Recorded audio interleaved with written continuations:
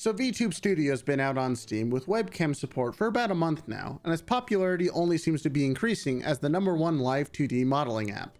With that comes the question, what is it and how do I use it? Vtube Studio is a program that uses your voice and either a webcam or phone to animate a Live2D model, most commonly used by VTubers. Today I'm going to walk you through a surface level introduction on how to use the program with some of the base models it comes with. We're going to start with how to load a model. All you need to do is click on the icon in the top left hand corner, which will bring up a list of all the models that are currently registered in the program.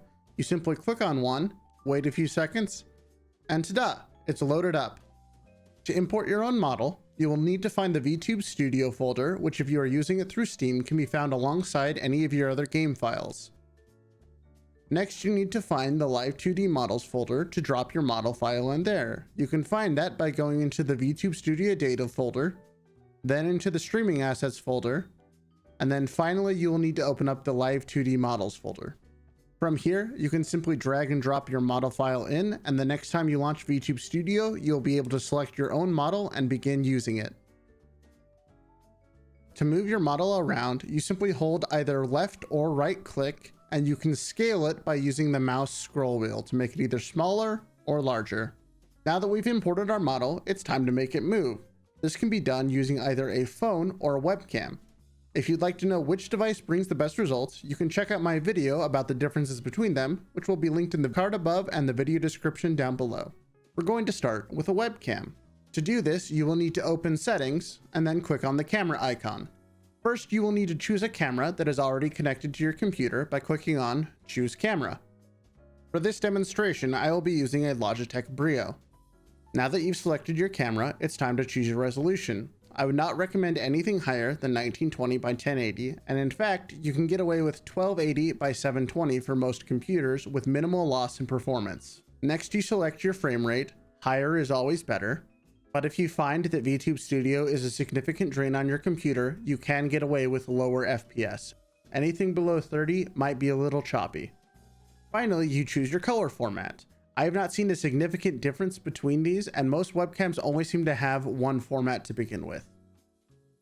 It's now time to select your tracking quality.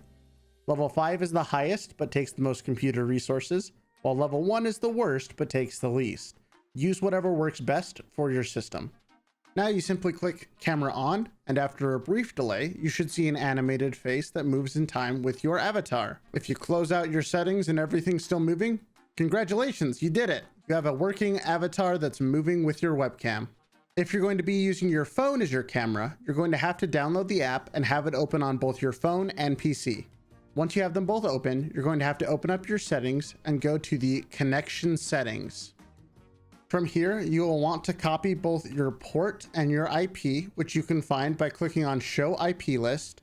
I will blur mine for the sake of safety, but you're going to want your IPv4 web address, which will usually be 10.0.0. something.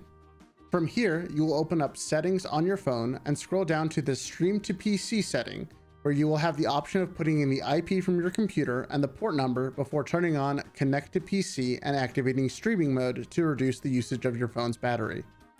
Once that's done, click on Start Server, and if you did everything correctly, your model should start to animate. Please don't try to have your webcam tracking and your phone tracking on at the same time. This is unrelated to Vtube Studio, but if you're looking for a great phone holder for a desk, I recommend this one I picked up on Amazon. It's the one I personally use and I love it. You can change the background by clicking on this big green button over here. However, if you have your own that you would like to import, you can add it similar to how we added our model, but instead of going to the Live2D model folder, we're just going to go to the background folder instead. Please keep in mind that anytime you add an asset to Vtube Studio, you will need to relaunch the program before it will show up.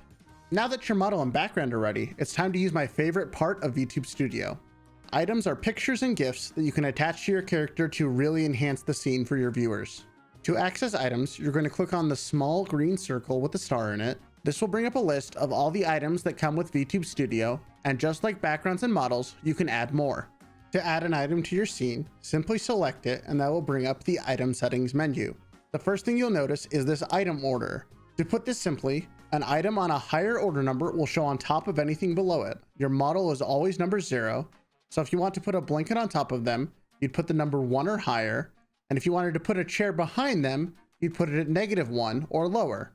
Some of the items are animated, and you can toggle their animation speed right here. You can also choose whether you want to pin the item to your Live2D, which means that if you place it on your character, when your character moves, the item will move with it. And if you're feeling just a little silly, you can turn it into a sensor bar as well. For this demonstration, I'm going to pin this to my Live2D model. Once this item is on the scene, you can scale it in a way similar to how you scale your model, but your cursor must be over the item or else it will scale your model instead. Now, because I picked pin to Live2D model, when I drag the item on top of myself, when I move, it moves with me. If you double click on the item, it will lock itself to your model and will now scale with it. This only works with items that have been pinned to your model, not with objects that you've put in the background. Double clicking those just locks them in place and makes it so that they can't change size. If you no longer want an item to be on screen that you have pinned in place, you can click on this smaller yellow circle, which will unlock all of your items. From there, you can click and drag them to the bottom right corner where a small trash can will appear, and when you let go, they disappear off your scene.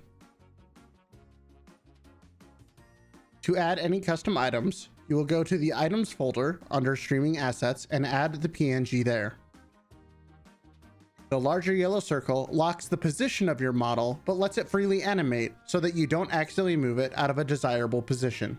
The final feature I'm going to go over is the Selfie Cam, which is the smaller pink circle in the top left-hand corner. This allows you to take a selfie and determine whether or not you want the background to show up. This can be very useful for taking thumbnails or working on other Photoshop projects.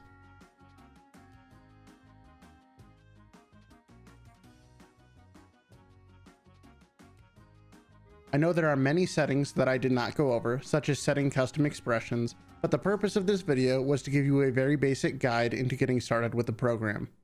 I hope that some of you found this helpful, and if you have any questions, please feel free to leave them in the comments below and let me know what else you'd like me to talk about. If you enjoyed this video, drop a like and consider joining our Discord where I'm usually available. Thank you for watching, and I'll see you all in the next video.